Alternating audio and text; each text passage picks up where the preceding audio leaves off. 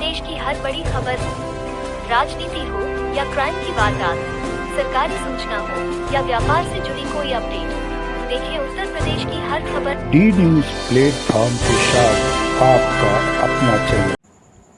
Sir, जैसा कि विश्वास सूत्रों से ज्ञात हुआ है कि कानपुर का एक बड़ा प्रोजेक्ट, कानपुर मैं क्या कहूँ, कानपुर शुक्लागंज दोनों का मिक्सअप प्रोग्राम है ये, कि एक मार्जिनल बांध जो जाजमऊ से पुराने गंगा पुल तक जाना था और उसको इसलिए बनाया जाना था कि बाढ़ की विभीषिका से जूझते हुए लोगों को राहत पहुंचाना है। उसमें आपने कई बार लिखा पढ़ी कि आपका वो प्रोजेक्ट था, आपने उसको कई दिशाओं में जो है मंथन करते हुए बनवाने की कोशिश की थी। उस पर इस समय क्या प्रक्रिया चल रही है? ये स्वीकृत पत्र जो आया था केंद्र सरकार का, ये 2017 में आया था और ये समयबद्ध सीमा में शारदा नहर खंड उन्नाव को बनवाना था, लेकिन उनकी जो नीति रही, किसी न किसी तरह से इसको विलंबित किया और वो समयावधि पार हो गई। अब 2024 में जिलाधिकारी उन्नाव से जब हम लोगों ने संपर्क किया, ज्ञापन दिया, तो उन्होंने उनको आदेश दिया कि आप इस पर काम शुरू करें। उस क्रम में बैठक हुई और 21 दिसंबर को वो लोग भौतिक सत्यापन करने सर्वे आए मौके पर, और उस सत्यापन में उनको जो करना था कि वर्तमान में जो एस्टीमेट है वो कितना आज की दरों में बढ़ गया है।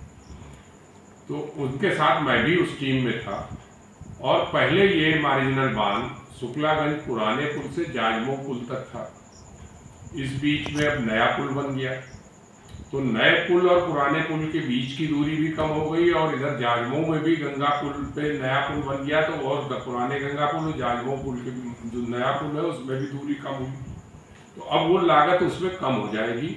तो मैं ये समझता हूँ कि ये 700 मीटर या जो भी है रेट एरिया क्षेत्र कम हुआ तो उसकी लागत और जो वर्तमान की लागत है बराबर हो जानी चाहिए। तो अभी उस दिन सर्वे के बाद कल उन्होंने मुझे एक पत्र भेजा कि जो सीमांकन किया गया था तटबंध के लिए उसमें अतिक्रमण हो गया है और अतिक्रमण की वजह से मार्जिनल बांध बनाना संभव नहीं है। तो ये एन केन प्रकरण इस प्रोजेक्ट को न बनाने के दिशा में बढ़ रहे हैं। तो 5 किलोमीटर के दायरे में बनने वाले इस मार्जिनल बांध में कितनी जगह पर अतिक्रमण हुए होंगे? सिर्फ वो शुक्लागंज में है, शक्ति नगर वगैरह रविदास जैसा वो कह रहे हैं। मेरे हिसाब से तो कोई अतिक्रमण, क्योंकि उस दिन मैं भी था सर्वे में, कोई ऐसा अतिक्रमण नहीं है। जो टंकी वगैरह वो कह रहे हैं पानी की बनी है। तो अभी मैं डीएम साहब उन्नाव को एक ज्ञापन देने जा रहा हूँ कि नदी तल जो राजस्व अभिलेखों में दर्ज है उसको राजस्व टीम के साथ शारदा खंड उन्नाव सिंचाई विभाग को भेजा जाए और जो अतिक्रमण है उसको हटा के इस कार्य को तत्काल प्रारंभ किया। ये जो देरी हो रही है इसमें कहीं विभागीय या फिर राजनीतिक दबाव या फिर जो सरकार की सत्ता जो होती है बदलते रहती है, जैसा कि ये मार्जिनल बांध जब लागू हुआ था यानी मंजूर हुआ था उस समय अखिलेश जी की सरकार थी, तो क्या आप इसको राजनीतिक दृष्टि से देखते हैं कि राजनीतिक दृष्टि से इसको दबाया जा रहा है? इसमें राजनीतिक रूप से जैसा कि है, भारतीय जनता पार्टी की ये नीयत रहती है कि विकास के जो काम हैं अखिलेश जी ने स्वीकृत किए या उनके समय में स्वीकृत हुए उनको विलंबित किया जाए।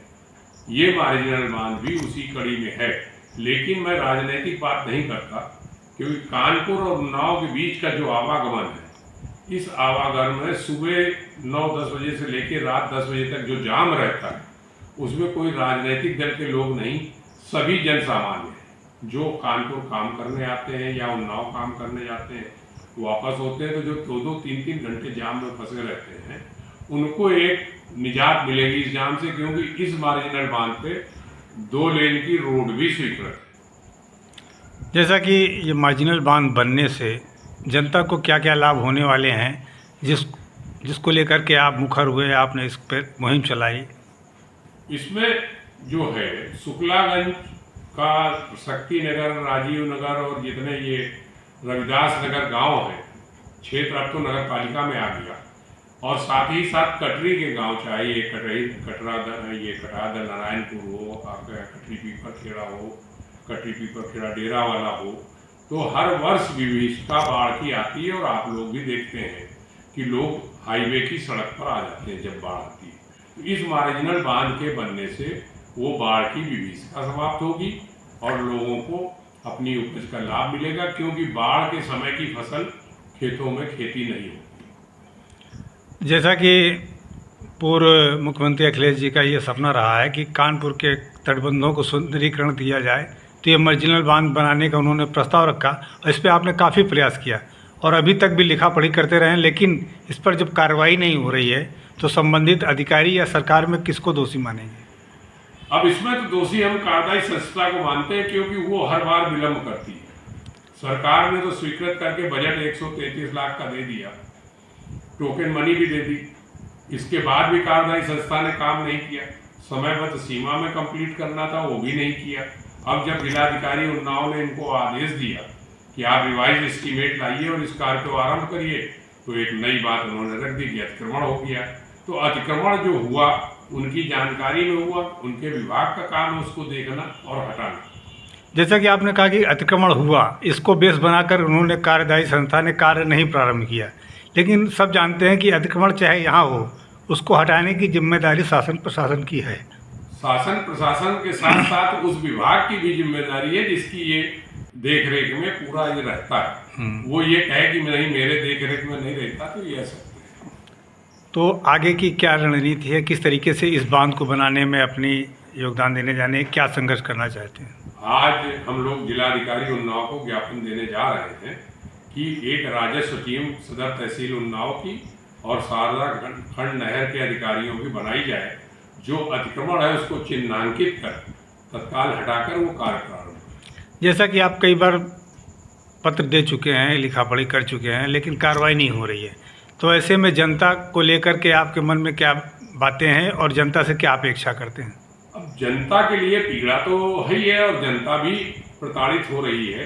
रोज उनका सैकड़ों लीटर डीजल पेट्रोल पुल के जाम में जलता है, और उसके साथ साथ जो अपनी ड्यूटी में जाते हैं बच्चे, एजुकेशन के लिए कानपुर आते हैं, उनका भी समय बर्बाद होता है, जो समय वो अपने घर पे पढ़ाई में प्रयोग कर सकते हैं।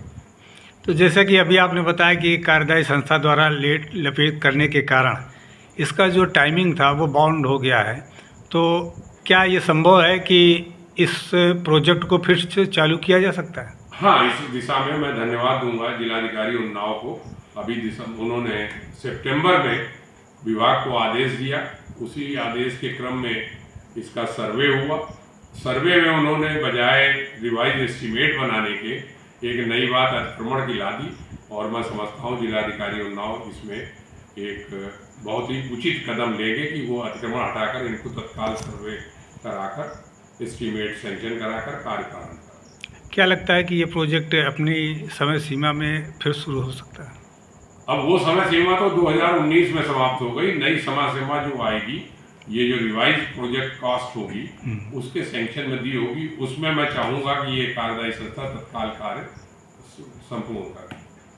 अगर आप ये वीडियो YouTube पर देख रहे हैं तो हमारे चैनल को सब्सक्राइब करें और बेल आइकन को दबाना ना भूलें। अगर आप Facebook पर ये वीडियो देख रहे हैं तो हमारे पेज को लाइक करें।